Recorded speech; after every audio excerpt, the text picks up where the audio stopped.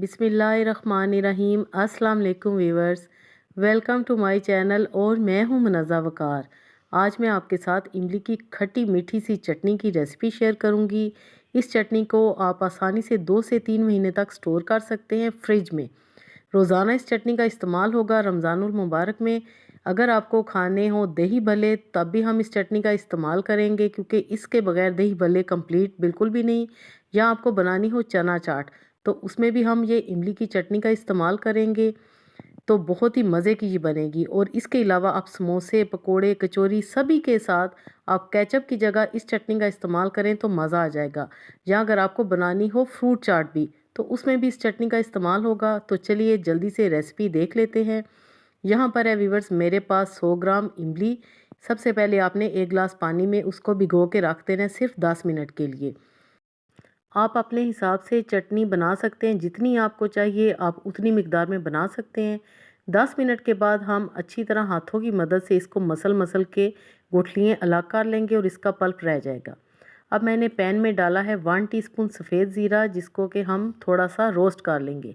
उसके बाद हम इमली वाला पानी छलनी की मदद से छान के इस पैन में डाल देंगे। हमेशा आपने इमली का पानी छान के डालना है ताकि जो भी ज़रात वगैरह हैं वो निकल जाएं। एक और इमली की चटनी का आपको फ़ायदा बताऊं कि इससे आपका गला बिल्कुल भी ख़राब नहीं होगा, जो कि अमूमन केचप वगैरह खाने से हमारा गला ख़राब हो जाता है। जी, तो साफ़ सुथरा पानी हमने चढ़ा दिया। अब मैं इसमें डालूंगी 2 टेबलस्पून के जितना गुड़। गुड़ अगर आपके पास है तो ठीक है, नहीं तो आप इसकी जगह चीनी भी डाल सकते हैं। साथ में मैंने डाली है 1 टेबलस्पून चीनी। 1 टीस्पून डालेंगे अदरक पाउडर। और इसके बाद मैं इसमें शामिल करूंगी 1 टीस्पून चाट मसाला, 1 टीस्पून कुटी हुई लाल मिर्चें और थोड़ा सा नमक, तकरीबन हाफ़ टी स्पून के जितना।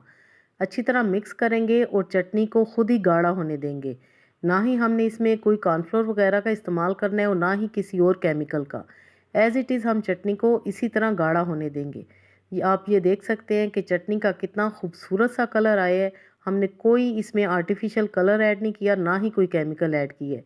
जी, तो माशाल्लाह मेरी चटनी बनकर तैयार हो चुकी है। आपको जितनी चाहिए चटनी आप अभी से बनाएं और इसको स्टोर करें। जी, तो फ्रेंड्स अगर आपको मेरी ये रेसिपी पसंद आई है तो इसको ज़्यादा से ज़्यादा शेयर करें और एक अच्छा सा कमेंट भी करें और लाइक करना तो आपने बिल्कुल भी नहीं भूलना। इस दुआ के साथ आपसे इजाज़त चाहूँगी कि अल्लाह पाक हम सब का दस्तरखान हमेशा वसी रखे, हमेशा सजाए रखे। Thanks for watching. अपना बहुत सारा ख्याल रखिएगा। ओके देन, अल्लाह हाफिज़।